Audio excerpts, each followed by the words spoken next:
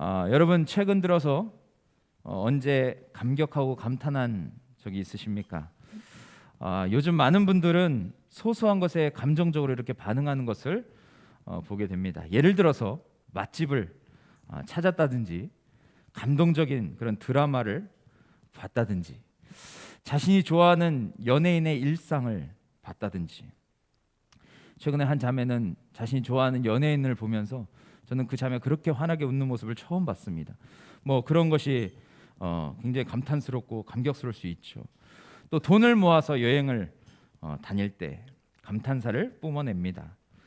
그리고 더 나아가서는 열심히 노력해서 큰 시험에 합격했을 때, 또 대학과 직장에 입학하고 입사했을 때, 또 배우자를 만나고 결혼하고 새로운 인생을 시작했을 때 우리는 감격하고 감탄하게 됩니다.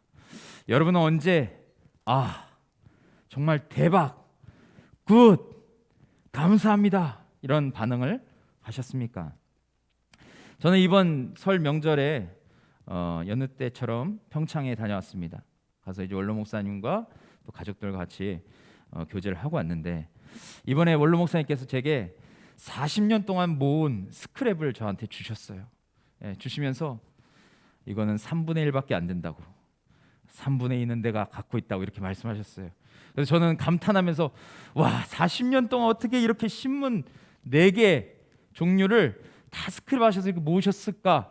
그것도 너무 감격스럽고 감탄했는데, 나중에 그 3분의 2는 언제 주실까라는 생각이 들었습니다. 또 우리 사모님은 여러분들 잘 아시겠지만 엄청나게 맛있는 요리를 많이 해주시잖아요. 근데 이번에도 새로운 요리를 해주셨어요. 여기 점심을 아침을 못 드시고 오신 분들 때문에 제가 길게 말씀은 안 드리겠지만, 아무튼 너무 맛있는 음식을 먹으면서 식사하는 내내 맛있다, 이런 음식을 계속 먹었으면 얼마나 좋을까, 뭐 이런 감탄사를 계속했습니다. 또 우리 강유우 지사님은 새로운 난로를 만드셔서 훈훈한 분위기에서 교제케 도와주셨고, 우리 강신혜 자매님은 제가 놀란 게 그 집을 잃은 고양이들을 키우시는데 그 고양이를 얼마나 사랑하든지 저희가 식사를 하고 그 생선이 남았는데 그거를 손으로 잡고 다 잘게 썰어가지고 그 고양이들을 먹이겠다고 그렇게 하시는 모습을 보면서 정말 사랑의 아이콘이구나 라는 생각을 했습니다. 그렇게 우리는 설 연휴 때 감탄을 많이 했던 분들도 이곳에 앉아 계실 거라 생각합니다. 근데 저는 또한 사역을 할 때에도 그런 감탄을 많이 합니다. 누가 예수님을 영접했다거나, 누군가의 삶의 변화가 일어났다거나, 또 하나님께서 예상치 못한 방법으로 우리 교회를 세워가실 때 정말 감탄하게 되는 것을 보게 됩니다. 와, 우리 주님 위대하시구나. 와, 주님 정말 찬양합니다. 주님 감사합니다 라는 그런 고백을 하게 되죠. 근데 여러분, 다른 것으로 인한 감탄 말고 저는 정말 우리 주님께서 나를 위해서 이루신 그 놀라운 일들로 인해서 여러분 얼마나 감탄하시는지, 저는 그것이 더 중요하다고 생각합니다. 정말 주님께서 이루신 그 일 때문에 나의 온몸을 굽히고 하나님 앞에 무릎 꿇고 조아리며 그렇게 감탄하신 적이 있으십니까? 나 같은 죄인을 끝까지 사랑하신 그 주님으로 인해서 끊임없는 눈물을 흘린 적이 있으십니까? 매 순간 나를 에워싸고 있는 그 하나님의 은혜로 인해서 탄식하며 정말 하나님 사랑한다고, 제 인생에 하나님밖에 없다고, 하나님이 저와 함께 하시면 뭐든 할 수 있다라고, 두려울 것이 없다라고 그렇게 반응해 본 적이 있으십니까? 오늘 저는 본문의 말씀을 통해서 주님께서 행하신 일들로 인해서 우리 안에 진정한 감사와 감격과 감탄이 회복되기를 원합니다. 신앙생활의 연수가 오래되고 사역을 오래 했다고 그 은혜가 무뎌지는 것이 아니라 오늘도 우리에게 부어주시는 그 하나님의 은혜로 인해서 감격하고 감탄하며 살아가는 우리 모두가 되었으면 좋겠습니다. 본문에 보면 지금 예수님은 그분이 가시고자 했던 그 목적지로 가신데 그것은 바로 예루살렘이었습니다. 근데 예수님께서 가시던 길에 지금 한 마을에 들어가셨는데 그곳이 어디였는지 정확하게는 말하고 있지 않습니다. 하지만 11절 보니까 예수께서 예루살렘으로 가실 때 사마리아와 갈릴리 사이로 지나가시다가 라고 이렇게 말하는 것을 보게 됩니다. 그것은 사마리아와 갈릴리 사이라는 것을 볼 때에 우리는 유대인과 이방인이 접할 수 있는, 만날 수 있는 지역이었구나라고 생각해 볼 수 있는 것이죠. 그런데 12절 보니 이 마을은 정상적인 사람들이 사는 마을이 아니었습니다. 성경에는 이곳에 있는 사람들이 나병 환자라고 하는데 현대 의학에서는 한센병이라고 요즘 많이 이야기를 하죠. 그런데 예수님께서 들어가신 그 마을은 이 나병에 걸린 환자들이 모여 사는 곳이었습니다. 그래서 12절을 보시면 한 마을에 들어가시니 나병 환자 10명이 예수를 만나 멀리 서서라고 그렇게 말을 하죠. 그러니까 아마도 유대인이든 이방인이든 나병에 걸리면 이 마을로 들어갈 수밖에 없었다는 것을 우리는 생각해 볼 수 있습니다. 근데 여러분, 이 당시에 나병은 굉장히 무서운 병이었습니다. 고칠 수도 없는 병이었어요. 또한 나병에 걸렸다는 것은 이미 부정하게 되었기 때문에 다른 사람들에게 다가갈 수 없었고 이 병은 또 다른 사람들에게 옮길 수 있는 그런 병이었기 때문에 굉장히 엄격하게 다루어졌습니다. 사회에선 나병 환자들을 발견했을 때 돌로 쳐서 죽일 수도 있었습니다. 그러니 이들은 나병에 걸리게 되었을 때 어떻게 했겠습니까? 가정과 고향을 떠나서 그 나병 환자들이 모인 곳으로 갈 수밖에 없었습니다. 사회적으로는 완전히 분리가 될 수밖에 없는 사람이었고 가족들도 그들을 찾아올 수가 없었어요. 지금 코로나로 인해서 사회적 거리를 두고 있지만 이들은 사회적 거리 정도가 아니라 완전히 분리되고 고립되는 그런 상황이었습니다. 또한 그들의 육체는 어땠을까요? 나병이라는 그 단어의 뜻은 비늘이라는 의미를 갖고 있습니다. 원래 나병은 나균으로 발병하는 그런 만성 전염병인데 성경에서 이 병에 걸리면 어떻게 된다고 말하고 있습니까? 몸이 곪고 짓물러져서 상처 부위가 마치 물고기의 비늘처럼 되는 악성 피부병이라고 소개를 합니다.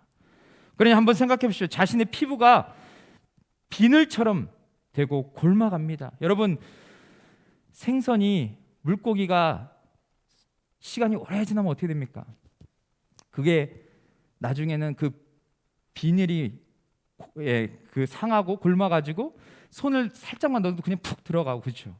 나중에는 악취가 나고 그렇게 바뀌지 않습니까?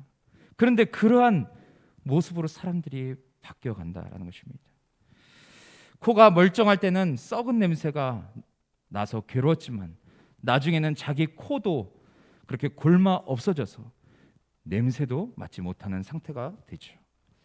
아무리 발버둥을 치고 노력해봐도 호전될 기미가 보이지 않습니다. 개인의 어떠한 노력도 소용이 없다는 것을 시간이 지나면서 깨닫게 되는 것이죠. 그리고 나병 환자들이 사는 마을에 들어갔을 때 그들의 마음은 어땠을까? 그들은 여전히 정상적인 삶을 꿈꾸고 있었을 것입니다.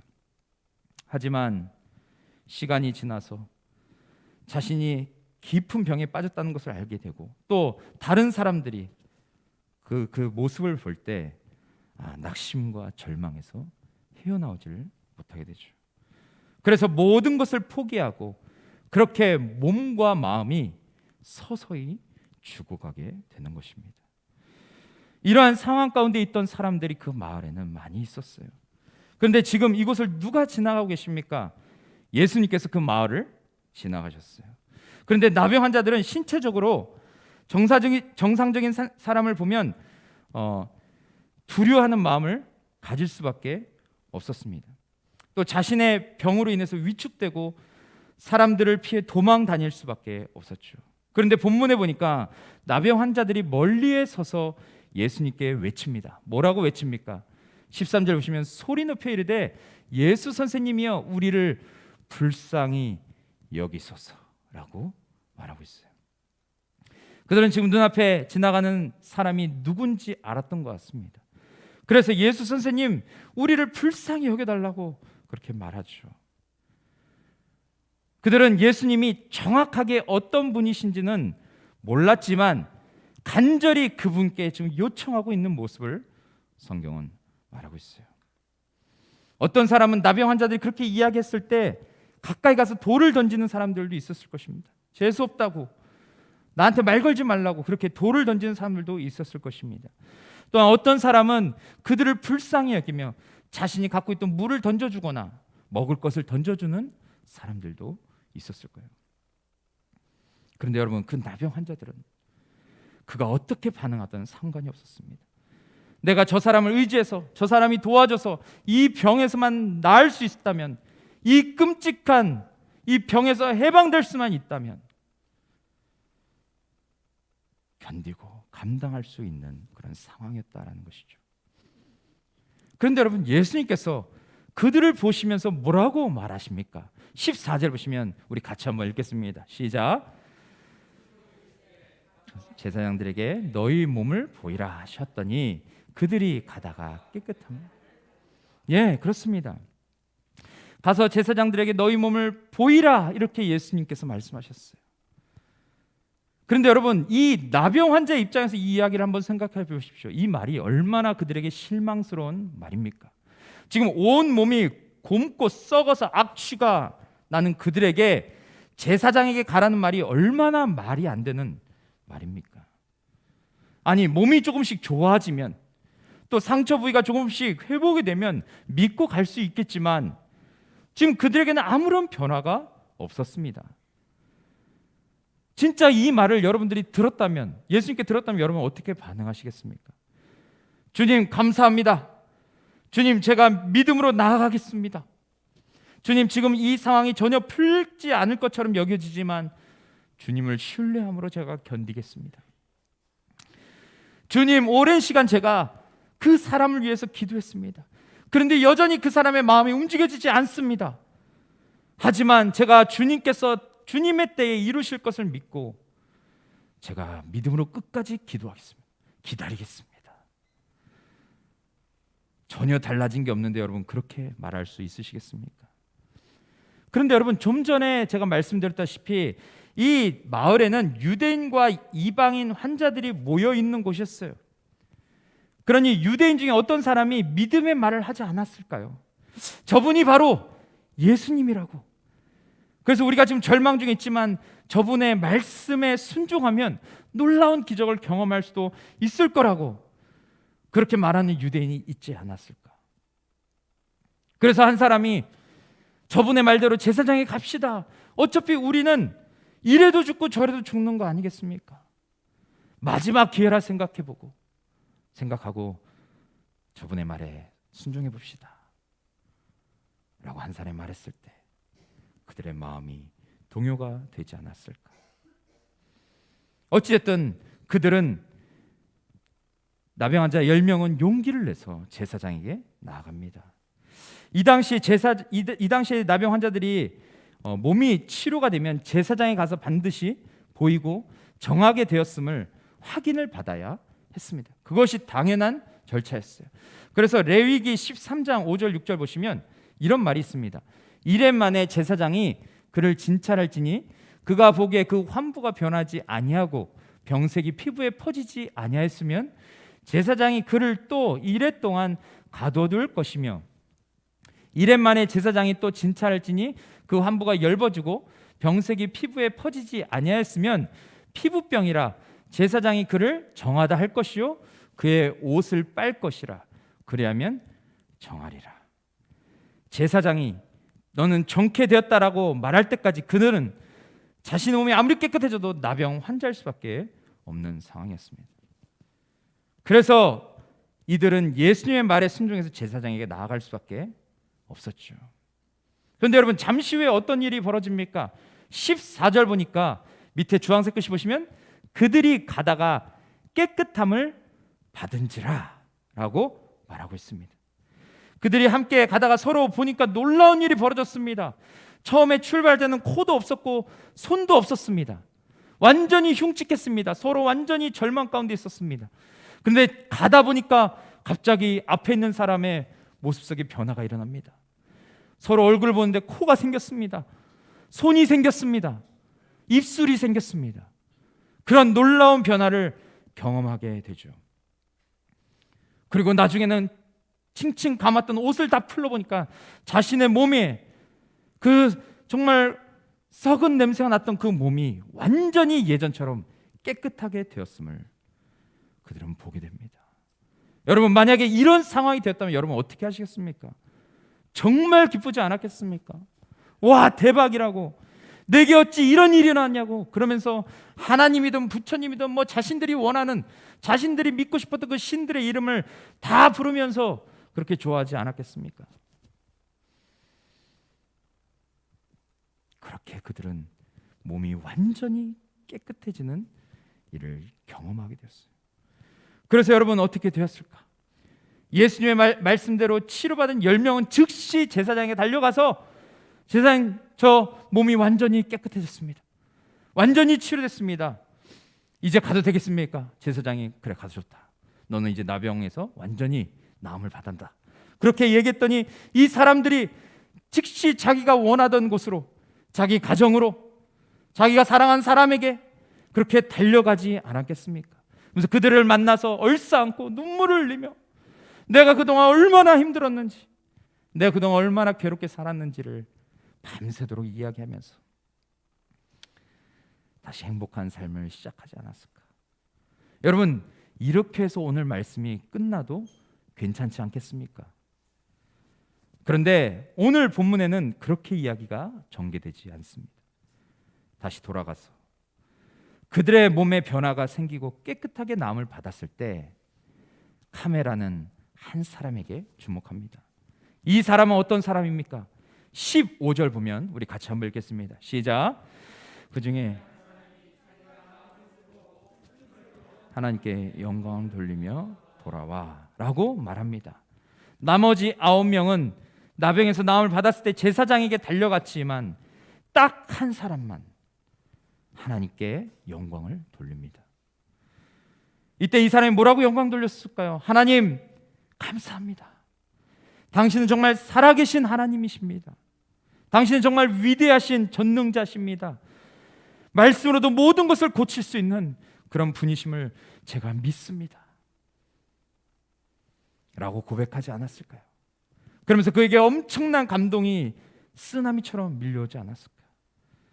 가슴이 터질 것 같았고, 또한 그 기쁨에 벅차서 어떻게 할 줄 모르는 그런 상황이 되지 않았을까요? 나 같은 죄인, 나 같은 병자에게 은혜를 베풀어 주시고 나에게 새로운 인생을 열어주시고 이렇게 죽어도 할 말이 없지만 나를 구원해 주신 하나님께 이제 모든 것을 다 드리겠노라, 나의 삶을 온전히 주님께 바치겠다라고 그렇게 고백하지 않았겠습니까? 저는 설날 당일날 이 말씀을 묵상하면서 제게 다가오신 주님이 생각났습니다.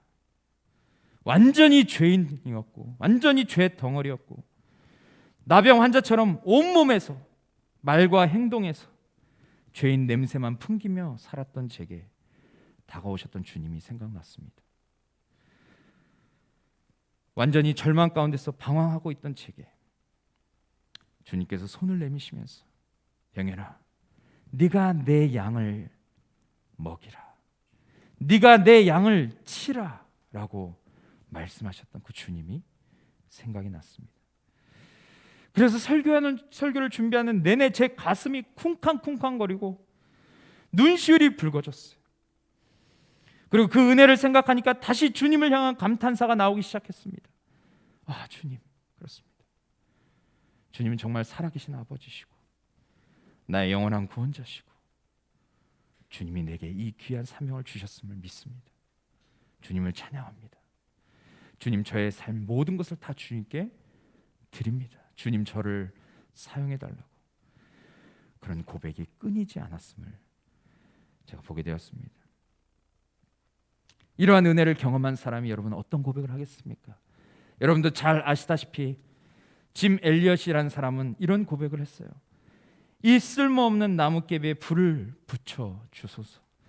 그리고 주를 위해 타게 하소서. 내 삶을 소멸하소서. 나의 하나님이여, 이것은 주의 것이니이다. 나는 오래 살기를 원치 않습니다. 오직 풍성한 삶을 살게 하소서. 당신과 같이. 주 예수님이여. 여러분에게도 이러한 고백이 있지 않으셨습니까? 그리고 오늘 본문에는 이 놀라운 은혜를 깨닫는 한 사람이 어떻게 했습니까? 그 은혜만 깨닫고 제사장에게 갔습니까? 아니요. 가던 길을 돌이켜서 예수님께 나옵니다. 15절에 보면 중요한 단어가 있습니다. 그것은 뭐냐면 돌아와 라는 단어예요. 그는 자신이 그토록 가고 싶었던 길에서 돌이켰습니다. 그리고 이 모든 것을 이루신 주님께 나옵니다. 그런데 놀라운 것이 무엇인지 아십니까?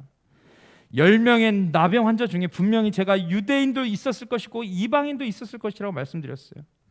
또한 처음에 예수님을 알아봤던 사람은 아마 유대인이었을 것입니다. 하지만 지금 주님 앞에 돌아온 사람이 누굽니까? 16절 우리 같이 한번 읽겠습니다. 시작. 예수의 발 아래 엎드려 감사하니 그는 사마리아 사람이라. 성경은 이렇게 말하고 있습니다. 우리는 당연히 유대인이라고 생각했지만 10명이 동일한 은혜를 베푸셨지만 그것에 감사해서 주님께 나온 사람은 유대인이 아니라 이방인이었다라고 말하고 있습니다. 여러분, 이 말씀을 누가가 이것을 기록하면서 무엇을 우리에게 말해주고 싶었을까요? 아니, 예수님은 이 사건을 통해서 예수님을 따르는 수많은 제자들과 무리들에게 무엇을 말하려고 했을까요? 그것은 우리의 신앙의 연수가, 또 내가 교회를 위해서 행한 일, 내가 말씀대로 살았던 것, 이 모든 것은 굉장히 아름답고 귀한 일입니다. 하지만 예수님 앞에 나온 이 사람을 통해서 우리가 깨달을 수 있는 한 가지는 우리가 주님의 은혜를 깨달을 때만 주님 앞에 설 수 있다라는 이야기입니다. 주님께서 오늘도 내 삶 가운데 이루신 일을 묵상하며 깨달을 때, 그 주님으로 만족하고 주님으로 기뻐할 때에, 그 주님으로 감사할 때 우리는 주님 앞에 나아갈 수 있다라는 것입니다. 우리의 신앙의 연수가 내가 교회에서 어떤 직책을 수행했다는 것이, 내가 목사고 설교를 잘 준비하고 성도들에게 최선을 다해서 전한 것이 주님 앞에 나아갈 수 있는 것이 아니라, 사람들이 봤을 때 부족한 목사고 설교도 제대로 못하고 또 형편없다 할지라도 오늘도 주님의 은혜에 감사하고 감격하며 살아가는 그 사람이 주님 앞에 나아갈 수 있다라는 이야기입니다. 웨스트민스터 신학교를 설립한 근본주의 신학자 그레션 메이컨이라는 사람은 이런 이야기를 했습니다. 잘 들어보십시오. 하나님의 무한한 은혜에 진정으로 감사하는 사람을 보고 싶다면 그분의 사랑을 공짜처럼 여기는 사람에게 가지 마라.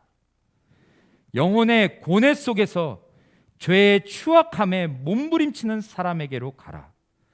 그러면서 이렇게 얘기합니다. 그는 기적 중에 가장 큰 기적이 일어나 영원하신 성자가 예수 그리스도가 자기를 대신해 죽으셨다는 놀라운 사실을 온몸으로 깨닫는 자다. 이런 이야기를 했어요. 매일의 삶 속에서 주님께서 내게 이루신 일을 기억하고 주님 앞에 나아가는 자가 하나님께 영광을 돌리는 자입니다. 그 사람이 주님께서 그토록 찾으시는 사람이고 그 사람이 은혜를 진정으로 깨달은 사람이다라는 거죠. 또한 종교개혁가에게 선한 영향을 미친 성 아우구스티누스라는 사람은 이런 이야기를 했어요. 복음에 눈뜬 사람은 하나님께 마음이 사로잡혀서 예배로 힘을 얻는다고 말하면서 그는 이렇게 부르짖었습니다. 우리 같이 한번 읽겠습니다. 시작. 오 당신이 내 안에 들어오시어 도취하게 하시니 저의 과오도 있고 유일한 선이신 당신을 흠모하게 되나이다. 아멘. 여기서 아우구스티누스의 말에서 우리는 감탄사 오를 주목해야 합니다. 이것이 바로 복음에 눈뜬 사람의 전형적인 반응인 것이죠. 복음에 눈뜬 영혼만이 이렇게 하나님께 감탄할 수 있다라는 말입니다. 존 파이퍼 목사는 어느 수련회, 목회자 수련회에서 말하기를, 성경 주석이, 성경을 읽을 때 참고할 수 있는 그 자료들이 있는데 그런 주석, 그것이 설교를 죽이는 주범이라고 말했어요. 그러면서 어느 주석에도 오라는 단어, 그 감탄사가 들어있지 않기 때문이다라고 말했습니다. 그럼 우리 사랑하는 성도님께 여쭤보겠습니다. 여러분의 삶 속에서 하나님께서 행하신 일들로 인해 감탄하며 사십니까? 오늘도 정말 십자가와 부활을 묵상할 때 그것으로 인해서 모든 것을 성취하신 그 주님으로 말미암아 여러분 감격하고 계십니까? 나와 늘 함께 하시고 오늘 찬송가에서도 우리가 불렀듯이 그 성령님께서 언제나 나를 도와주시고 나를 인도하시고 나를 이끄실 때 그 성령 충만함으로 살아가고 또 승리하는 하루를 살아가고 계십니까? 오늘 본문에서 예수님은 은혜에 반응하는 한 사람, 가던 길에서 돌아서 주님 앞에 나와 엎드려 감사하는 한 사람을 보면서 어떤 마음이 드셨을까요? 그런데 오늘 예수님은 그 한 사람에게 마지막에 이렇게 말씀하십니다. 우리 17절부터 19절까지 같이 한번 읽겠습니다. 시작. 예수께서 대답하여 이르시되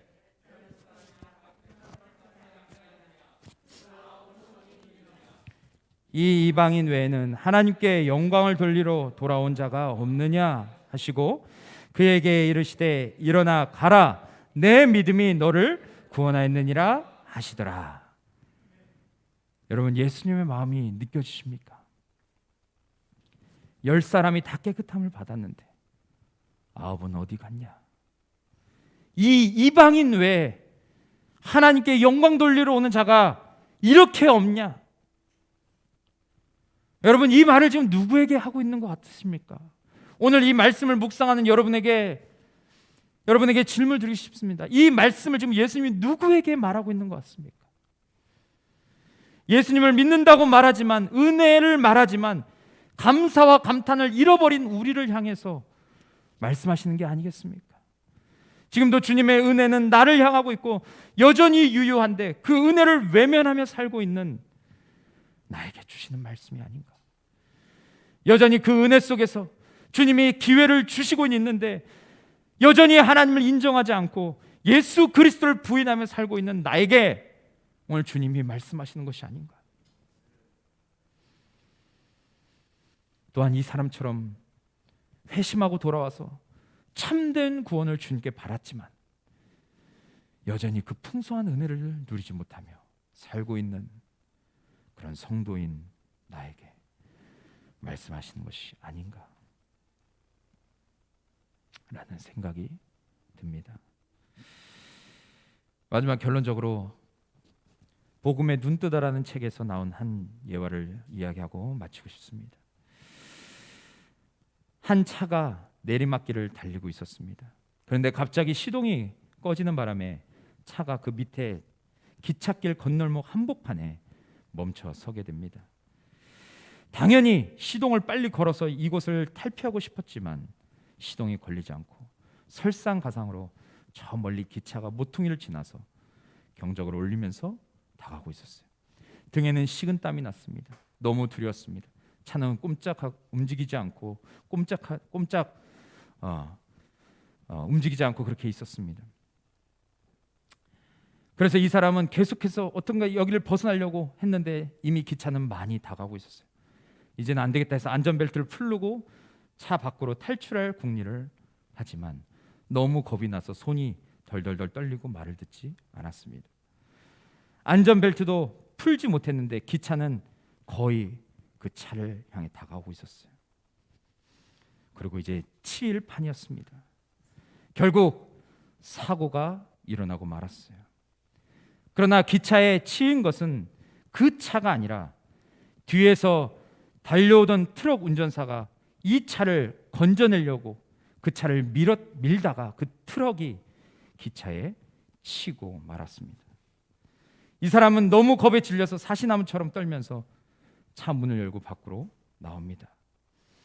그리고는 당신을 구하고 처참하게 죽은 그 사람을 보면서 충격과 놀라움에 휩싸이게 되죠. 생명을 구해줘서 고맙다라는 말 한마디도 하지 못하는 상황 가운데서 낙심하고 좌절하게 됩니다. 그러나 잠시 후에 충격적인 그런 장면이 눈앞에 펼쳐져 있었지만 자신이 살았다는 것에 안도하면서 가슴을 쓸어내리게 됩니다. 망연자실한 모습으로 차 트렁크 위에 앉아서 119에다가 전화를 거는 그런 상황 가운데 있는데 눈앞에 보이는 것은 차가 조금 찌그러졌다라는 것밖에 보이지 않았습니다. 그런데 그 순간 차 트렁크에서 뭔가 소리가 들리기 시작했습니다. 누군가가 그 안에서 훌쩍거리며 울고 있는 소리를 이 사람이 듣게 됩니다. 그래서 즉시 차 트렁크를 열고 문을 탁 열었을 때 자신의 눈앞에 펼쳐진 그 상황에 그는 놀라고 무서움에 휩싸이게 됩니다. 왜냐하면 자기 막내 아들이 그 트렁크 안에 타고 있었기 때문에 그렇습니다. 자초 지정을 들어보니까 형들하고 놀이를 하다가 그가 이제 숨을 곳이 없어서 아빠 차 트렁크에 숨었는데 그 문이 열리지 않아서 이렇게 됐다라고 아이는 울면서 이야기를 하기 시작했어요.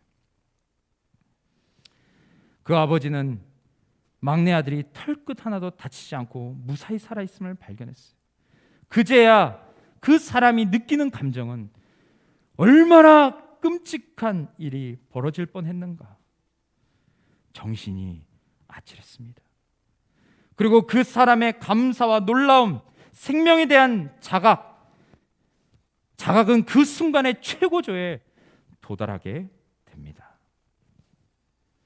여러분, 이것이 복음을 듣고 주님을 영접하는 순간과 복음의 진리에 눈이 번쩍 뜨이는 순간의 차이라고 우리는 말할 수 있을 겁니다. 우리는 이 이야기를 통해서 무엇을 생각해 볼 수 있습니까? 우리는 우리의 아이가 다치지 않고 차라리 내가 다치기를 원하는 것이 부모의 마음입니다. 그렇죠. 그래서 그 아이가 살았다는 것을 보면서 너무나 놀랍고 너무 감사하고 그 감정의 최고조에 이르는 게 아니겠습니까? 그런데 우리 부모도 그런데 하나님은 이미 2000년 전에 자신의 아들을 우리를 대신해서 그 십자가에 못 박으시고 우리의 모든 저주를 그 아들에게 쏟아 부으시면서 우리를 의롭다 하시고 우리를 완전히 구원하신 그 하나님에 대해서는 여러분 어떻게 반응하고 계십니까? 여러분이 그 십자가의 사랑보다 더 놀라운 사랑을 지금까지 들어본 적이 있으십니까? 저는 오늘 이 말씀을 묵상하면서 오늘 이 예화를 끝으로 설교를 마무리하면서 정말 우리의 삶을 다시 한번 돌아봤으면 좋겠습니다.